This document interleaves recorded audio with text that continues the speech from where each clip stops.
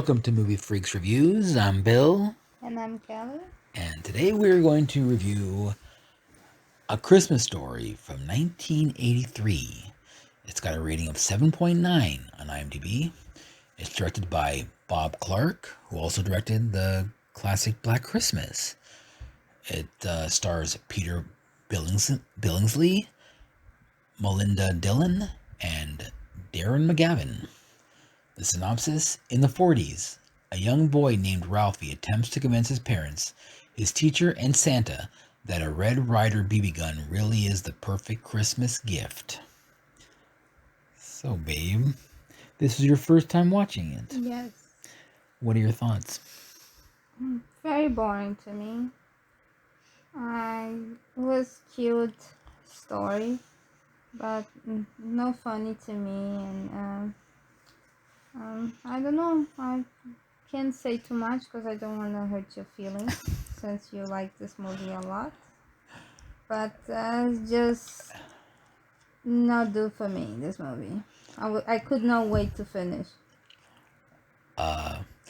Yeah, so this has been a favorite of mine since I was a kid. I've seen it at least 20 times, and I've always loved it. I love all the characters. I love the family. I love the kids, the school, the kids at the school. I think it's a really good story. It's like an amazing story. I think it's even though it's pretty basic, just about a kid that wants a BB gun for Christmas. So he tries to convince his parents and his teacher, like that. Well, not so much his teacher, but he's trying to almost send like subliminal messages to them to make sure that he gets a BB gun. And I like everything about it. I like the music. I like the scenes with the bullies and how he finally gets his up and saw on the bullies. And I like how he reacts to it. He wasn't like all like, oh, revenge. He was emotional about it, and I you can relate to that when you're a kid. I like I like the scene with the after he swore that he had to put soap in his mouth. When I was a kid, I had the same experience when I was at this place. I was getting babysat, and kids swore, and it was all the talk because the babysitter made him chew on soap. So I remember that. You're babysitting? I was babysitting, but I was being babysat with a bunch of kids, and he swore, and So somebody was babysitting you guys? yeah, And one of the boys that was with you and guys. swore. So the lady who was doing something else made him put soap in his mouth, and I remember That's mean. that's the way we did it back That's a then. child abuse. That's the way we did it back then. And yeah, I love the scenes with the lamp, the fragile must be Italian. I love that line. There's nothing I don't like about this movie. I think it's like to me it's it's one of the best Christmas movies of all time. And there's I don't know.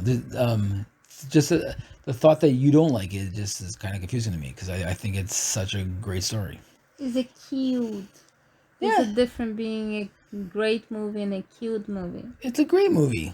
It is kind of a movie that when it first came out, it kind of like gained steam after a while. When it first came out, it wasn't like that popular, but then it started being on cable all the time, and people just started watching it and watching it. People just started talking about it, and just grew and grew and grew.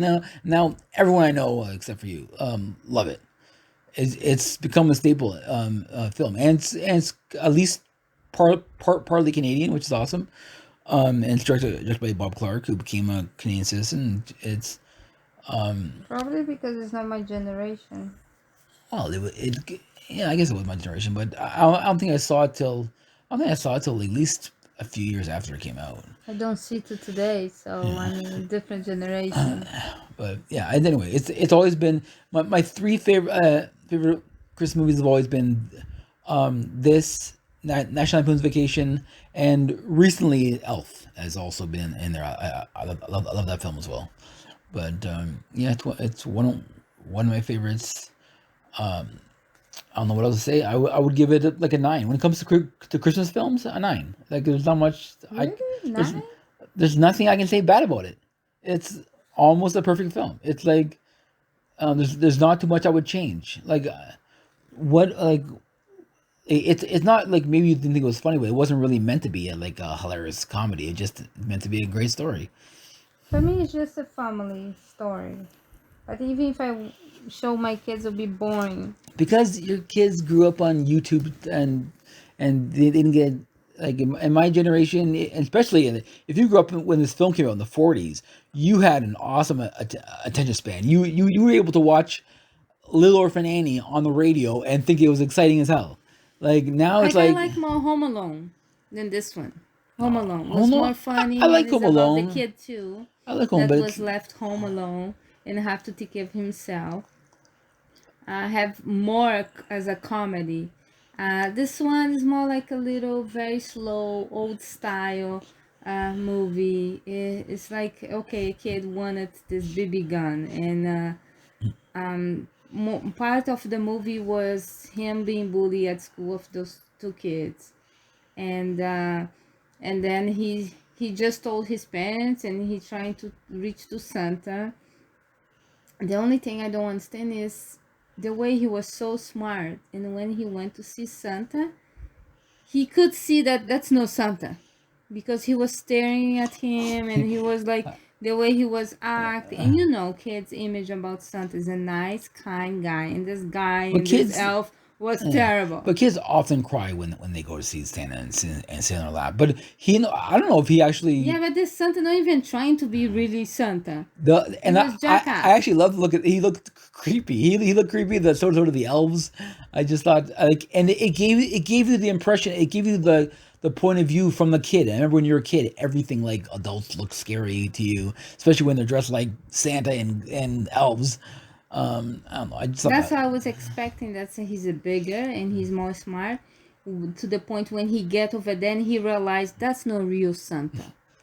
That's what I was thinking. The way he was so mute and this and that. And He's the other thing too, he's that was no back in the Santa. 40s. So now kids find out there's no Santa like early because they have the internet. They have people just know more nowadays. Back then they're naive. They probably believed Santa a few years later than we do. I know, but Back you then. see my view of point and that scene when they film over there, how Santa looked in his eyes and how he was trying to reach to Santa so he can ask for what he wants for Christmas. So in that moment, I think they should they should put in the movie that he realized that he was not real Santa.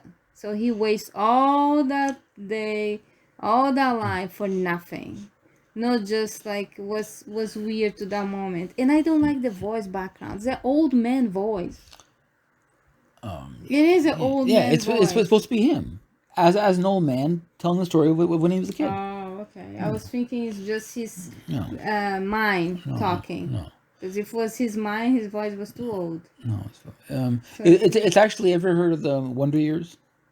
Who? The Wonder Years. No. It was a popular show back in the 90s, and I never saw none of those shows. But it also had the voiceover, and that's what they even said that and it was really popular back then. But this movie is what they gave them the inspiration to do that voiceover the whole time of him talking about his life as a kid.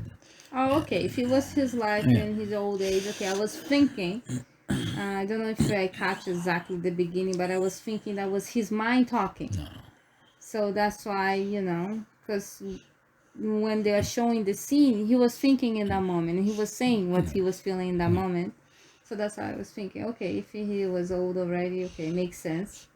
About that bully, the only part I like when he was beat shit out of that bully boy. You love scenes like that. Yeah, bully deserve to get beaten. They wait too long. But I also get that part. Like when there's a bully and there's the little kid. I remember when I was a kid, there was always that bully and a little twerp beside him, and you couldn't touch the twerp because you knew the bully would back him up. So it's like you're always even though the guy could just chirp away as much as he wants, and you knew you couldn't do nothing because the bully was too tough, whatever. So it was like I could totally relate to guys like that when I was in like elementary school. And I don't understand the time the kids at school was being bullied by and don't say anything. They're afraid. He comes with black eyes and the teacher don't notice his black eye. He noticed that he was not in class but don't notice his black eye. Yeah, I guess that was off. I'm sure. Well, that back then, like even the kids would lie to each other. They wouldn't write each other out. Just like when he got his tongue stuck to the pole, he never told them who it was. Yeah, but it was somebody inside the classroom, not a bully that they wish they would get punished. Because a lot of times they think that if you tell them the bully's gonna get you twice over. And you think beating up the bully, coming after you again? I don't know. He got beat. He beat him pretty good. So I don't know. In that case, I'm not sure if that bully would have won some more. Yeah, he'll come with more. That's how it works. If you don't finish it up. That bully didn't seem like a guy that had a lot of friends. He just had that little guy that would. He looked like homeless in the beginning. So. It was that ridiculous skunk hat. That's true. And that little kid. That's what I'm saying. I relate to that kid like that. And you're almost afraid because you can kick the guy's ass, but you can't because the bully's there. So I don't know.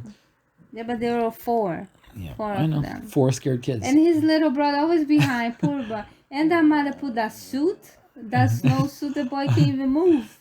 He fall off. He can't even get up. Poor boy. She wanted him to be warm. Yeah, I'll give it 6.5 for this movie. Anyway, yeah. So I like the father. give it a 9. The father was pretty good actor. Yeah. The little boy too. Yeah, the father. Yeah, the father's a pretty famous actor. He did some shows in the 70s. Lump. I don't know what his deal with that lump. Really, to be honest. What do he see on? I think he was just so excited that he won that he wanted to show it up. I don't know. I think he might have filled out a raffle. I think my idea was he filled out some kind of raffle and then they gave him a prize and that's what it was. For a leg? A leg lamp. Poor wife. I would burn that leg long time ago. Soon he turned his back on it. I would say, whoa, so the switch catch on fire and your leg's gone. It's fried. But anyways, yeah, I'll give 6.5 for this movie. All right.